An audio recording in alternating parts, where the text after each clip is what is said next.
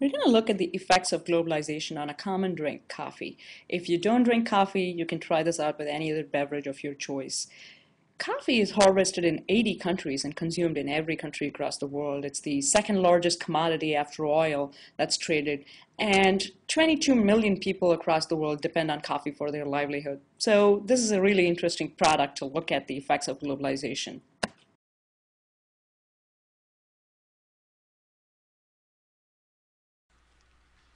Coffee was first cultivated in Ethiopia in 850, and then by 1100 it moved into the Arabian Peninsula.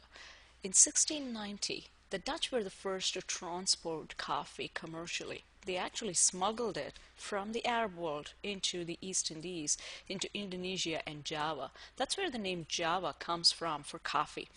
Later, coffee came to North America with the early European settlers.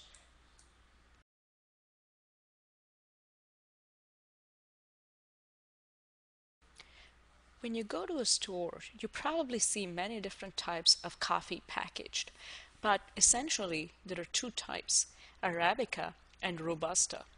Arabica coffee is grown in Africa and Latin America, and Robusta is grown in Asia. While coffee is grown across the Americas, we actually import a lot of coffee since North America has the largest number of coffee consumers.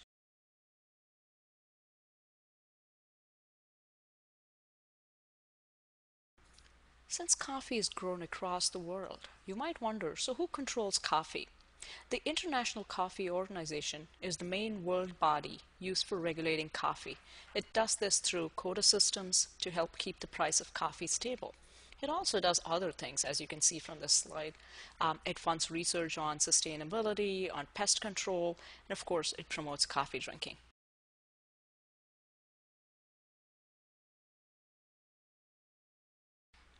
Let's take a look at the supply chain for your cup of coffee. Coffee berries have to be handpicked, and so you have a lot of workers who handpick coffee berries. If it's on a small farm, then they sell it to a middleman who will then contact large companies like Starbucks and Nestle and the other big distributors of coffee and sell it to them. So a small farm actually gets a lower rate because it has to sell through a middleman. If it's on a large farm, then it's directly sold to companies like Starbucks and Nestle. And so it's sold at a rate set by the New York Coffee Exchange, which is much higher than what you would receive if you're selling it through a middleman.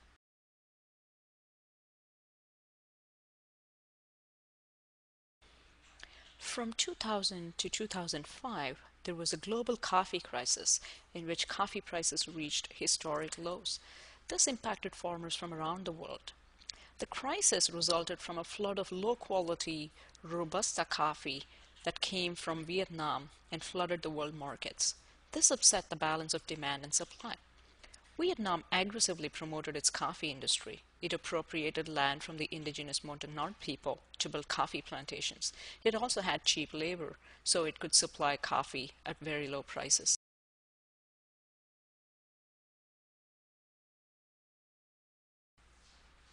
You could argue, so what?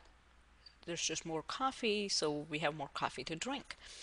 But large quantities of low-quality Robusta coffee beans forced Arabica coffee producers to lower their prices. And this also lowered customer expectations and interest because increased number of defective coffee beans started circulating in the market. It also led to a crisis, led to a loss of jobs, lands, and livelihoods in all the coffee exporting countries, including Vietnam. Social unrest and upheaval and migration followed.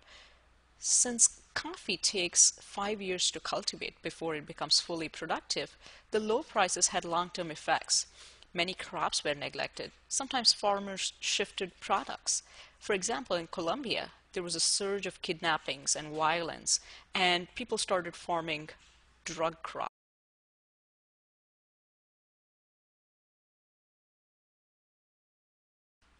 In 2005, the demand for coffee increased because more people in Russia and China started consuming coffee.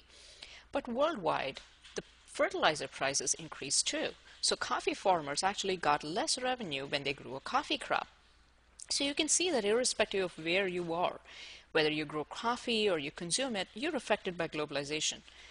Maybe because somebody in some country decided to start drinking more coffee, or a government decided to promote their coffee industry to encourage economic growth, or your coffee supply is affected because China opened up its markets to coffee products.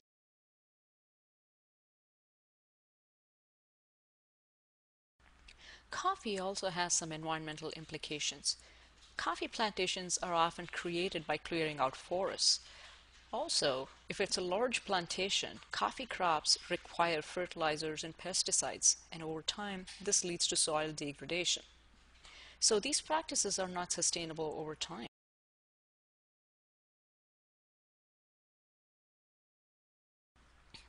There's also an element of economic growth and development involved in the coffee industry.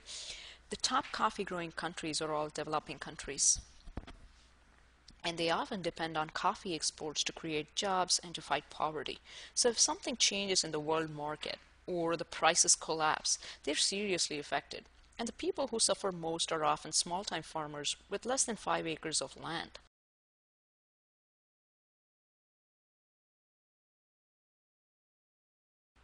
So coffee is not just coffee, a drink. It's also jobs, economic growth, a way to fight poverty, a way to make a living. So to be a sustainable engine of growth, coffee has to be traded in a fair manner. That's why countries have created the fair trade.